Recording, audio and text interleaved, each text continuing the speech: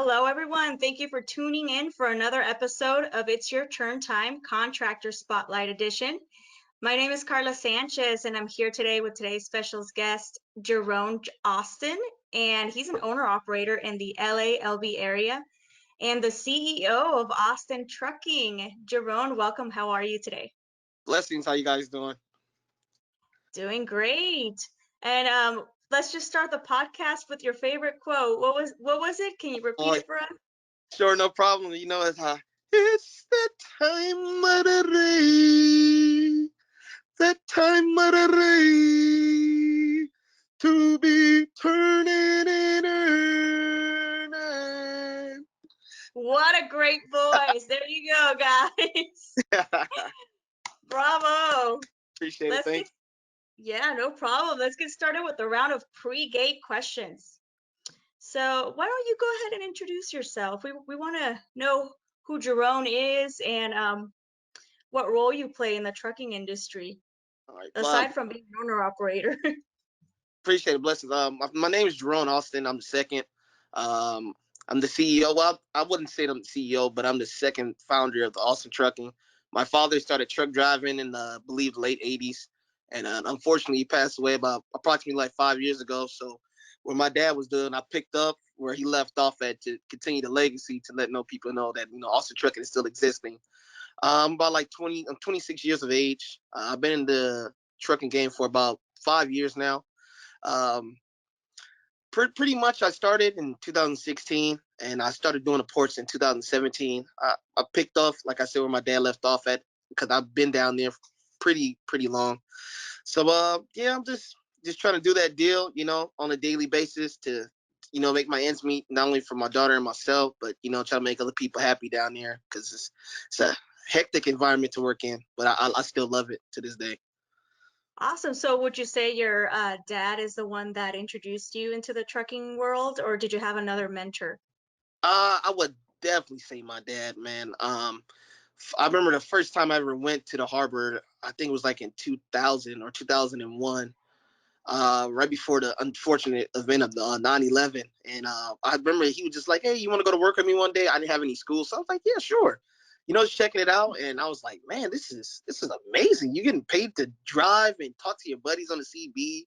You guys got clean trucks, man, and everybody was working, not even against each other, but as a family." And I'm just Yeah. like, yeah, Joe, and I just love that idea of doing something that you love instead of you going to work like, oh, I have to go to work. But the enthusiasm and the expectation that he carried and had going to work, I just love that so much. And he took me to the port, and I remember we went to Evergreen, and we just had an amazing time, man. I couldn't wait to go back in the truck again to do that same events. I just it's been stuck with me since I was like 5, so I already knew Those right there what I want to do. those sound like beautiful memories. Yes, they are. I cherish them. I really do. Did he, what's the most important advice he ever gave you, as far as, being a driver? I would say the most important advice that my father gave me and that I learned on my own also is to create patience, not only for yourself, but other people as well. Because the environment, like I said, that goes on and the things that go on to the port, and not only to the port, but to people's lives, you don't know what type of transactions or occurrence could have happened to them before they came to work. So patience, good gratitude, manners and respect, that all comes into play when you're working down there. And I always carry myself with not only the respect towards people, but the kindness towards people, because you don't know what people go through every day. And everybody doesn't live and sleep the same as you do. So I would definitely say create patience and create friendships, because friendships could turn into family. So that's the main thing I learned from him, and I started doing on my own as well. That is the solid truth. Yeah, friendships can become family. And moving on to our in-gate questions, what are some of the challenges you've faced in your everyday job working at the ports thus far? The everyday challenges that I face at the port for sure is traffic. Yeah. Traffic, um, turnaround times at the port, also dealing with others that's dealing with others that's that's not having a good day. In so many words, definitely Yeah. dealing with as an owner operator. I for sure can speak for everybody. Traffic is a big mayhem in California, and especially in LA. You're getting cut off every day. People brake checking you. People trying to throw things at your truck or stuff like that. And then it's just created. And then you have that animosity against those people that you don't know. That you're going to work into the port and you're racing people to be to your spot because you want to get out at a certain time, or you just want to get back home to your family. So it'll be definitely dealing with traffic and other individuals, different personalities every day. That's kind of a challenging thing to me because like I said, the terminals down there are doing their job, but some of the longshoremen and drivers, I can't speak for everybody, but the incidents that I have seen and the people that I have dealt with, uh, personalities can really affect what you're doing down there, honestly. And sometimes it could take you out of your character to turn you into somebody that you're not. So it's definitely traffic and dealing with different personalities down there. That's a big thing for me. Yeah, I can imagine. And what advice would you give a person who is planning to become an owner operator today? Let's say I want to start my business right now. What would you tell me? If you came to me with a business plan and you want to start working in the ports, I would tell you first of all to look into what type of transaction you want to do down there, like either imports, exports. Sit down, speak with the people that you're trying to do business with, and don't ever put your all your eggs in one batch because you never know what can happen with those people that you're dealing with. Always keep numerous people in your contacts to call to get advice from, because the advice you already got from this person could be different from the next person you're trying to get it from. You put those two together and then you can come up with a better plan that you had before. And I would just tell people, Yeah. take your time, make sure you want to do it. Don't do it just because you think you're going to get a lot of money, because a lot of people out there that rush to get that money and unfortunately they don't end up coming home, or they end up have caused an accident or something tragic and not have somebody else come home because they think that what they're doing is getting a lot of money. They don't like it. That means they don't like it. They don't like the occupation. They just like the fast money that's coming in. And it's not always like that down there at the port. You really have to take your time, look into the contracts and the individuals that you're doing business with, and just take your time and put God in everything you do, and go with your gut feeling. And that's what I would tell people if they want to start their own business down there at the port. Great. Would you say to become a driver requires certain passion then, with all that you just mentioned, that I you would need passion for driving, or I go would ahead. say you need a little bit of passion or a little bit of some type of well-being to make you want to do what we do, because I, I'm not saying our job is hard, but it's not for everybody. Yeah. It's not. You can't find a lot of people that's willing to get up 3 and 4 o'clock in the morning and want to stay out there until about 4 or 5 in the afternoon, maybe even later, because of either traffic or turnaround times in the port. It's not an easy job because you're away from your family. Sometimes you end up thinking you're going to get out for lunch and you don't get out until 4 or 5 o'clock. Then you're in here there hungry, and it's not a job that everybody wants to take upon. I mean, they see the money and think, oh well, it's good, but in the long run, you're going to have a lot of not a lot of bad days, but a few bad days, and Yeah. change your life seriously. Yeah, I can imagine. And right now, are you doing long haul, short haul, or you're just doing Yeah, what type?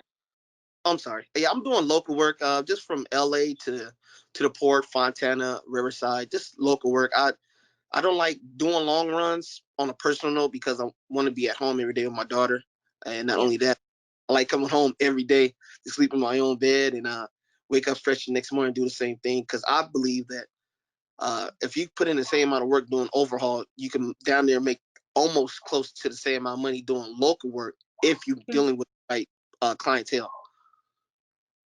Understood. Yeah, makes sense. And what is your best or your favorite snack to take on the road? Oh, uh, I like the Hidden Valley, the granola bars, the Hidden Valley, and I like Smart Water. If it's not Smart Water, it's alkaline water. I love those two together. That's a perfect combination for me. Oh, ham sandwich, with cheese and easy mayo. I like that.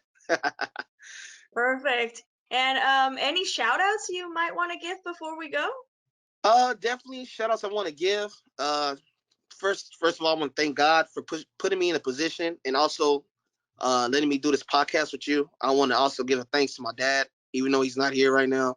I appreciate everything he has done, and let alone the Lord Heavenly Father to put me in this position and to like spread the love and understanding of trucking through your podcast, Karla. I really appreciate that. Definitely give a shout out to you. Thank you for taking your time out your day to put me on your podcast and let me explain and introduce myself to the people that do know me and who don't know me. Um, I'm a nice, kind person. I love everybody. Also want to give a shout out to all my Wap City people. It's a group that I have. It's not the Carly B thing, but it's for the whack ports. I can't say the A word, it's the but Lamar, that's my brother. I love him. Oscar, Julio, Bawiqua, Edwin, my boy Chucho. Definitely Gizmo. Give a shout out to Gizmo. I love him also. And Gio as well. I love Gio, man. That dude's really on solid ground. Give a shout out to him. My Rouse of Dowsing fans, my guys, man, Tino, Dave, Lake Show, Tony. It's a lot of other people that I can't think of right now, but those are the main ones that I talk to on a regular basis. And I definitely, like I said, I shout out again, and I appreciate you for taking your time out, giving me this interview, and getting my side of the story of Austin Trucking. Well, it was a pleasure. It was a pleasure talking to you. Do you want to share your social media handle so folks can follow you? Oh yeah, sure. You can follow me at Austin Trucking. I also want to do this as well. Like I know I'm not like a person that understands everything, but I just want to get this clear to people. Like, if you ever need help with something, because mental illness is something very serious. I want to spread knowledge on that because I've seen people that have mental illness and they end up trying to commit suicides because they feel like they have nobody to talk to or nobody to go to explain their stories to, or have somebody sit down and listen to them. I want to be that person to listen to people, because mental illness is a serious issue. Because when I lost my dad, I felt like the world crashed on me, and I didn't have anybody to go to, and it was a lot of dark days and dark nights for myself, sitting there contemplating like what I'm going to do, and how I'm going to end up finishing what my dad started with the trucking. And I just want people to understand that there are people out there, as in myself and others, that are willing to listen to you. And you can always hit me in my DM. And if you ever need somebody to sit down, have lunch to, and talk to you, I would have no problem doing that on my free time as well. I That's definitely get that out. That's very kind, Jerome. Thank you. Thank you. Well, perfect. Thank you for sharing your story with us. And I also want to thank everybody who is watching. Thank you for staying with us until the end. And don't forget to subscribe to our YouTube channel and follow us on all our social media channels. We're on Instagram, Facebook, LinkedIn, Twitter. Follow Jarone at Austin Trucking. And I hope everyone has a great day. I love everybody. Everybody have a blessed day. Appreciate you guys tuning in for us.